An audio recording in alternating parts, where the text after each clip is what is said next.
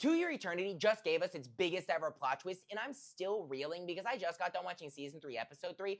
Big spoiler warning, this episode starts out with a hunt for Mizua. Mizua runs away at the end of the last episode because of the move that her mom announces, presumably because of the realization of Fushi. Now, this, ironically enough, pushes Mizua to go to her grandfather, who reveals to her the history of her family and the Guardians. I called it earlier, I didn't want to spoil it if you didn't already realize, but she goes to her grandfather and reads the story of Fushi and the Guardians that have protected him throughout history, her family. Now, this eventually leads her back to her mom after she gets found, ironically enough, by Fushi. She doesn't know that it was Fushi, but she gets brought back, and her mom, so terrified by the fact that she ran away, actually lightens up a little bit and calls off the move and is like, hey, I'm gonna chill out a little bit, which was kind of unexpected, but that's not the plot twist, and we're getting to that. Because after Mizua goes back to her family, she has a nice time out with her friends, which actually gives us some insight into the mental space that she's been having the entire time and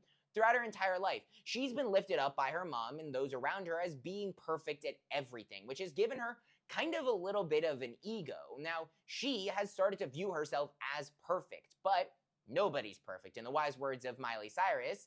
So this is crumbling to her, realizing that as she ages, she will become less and less perfect. She'll get wrinkly. She'll start to falter a little bit. She sees this in the people around her that are aging. So she starts to have suicidal thoughts, because if she kills herself before she ages, presumably she'll die perfect. And that's a sad reality for her to be facing at such a young age, but this is what happens when you lift people up onto pedestals and put them on such a pressure track.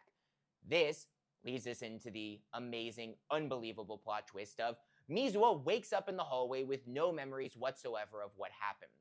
She gets a phone call from her dad, goes and answers the phone call, and they disguise this really expertly until she realizes she's covered in blood and holding a knife. This knife was used to kill her mom. She runs into the kitchen and finds her mom laying dead on the floor, presumably dead by her own hands. That is when she runs away, because how are you supposed to explain that to the cops, and runs into Fushi, who's acting a little weird. And this is where I don't know where this story's gonna go. I had my expectations of this being an introspective on depression and how world peace doesn't always mean world happiness.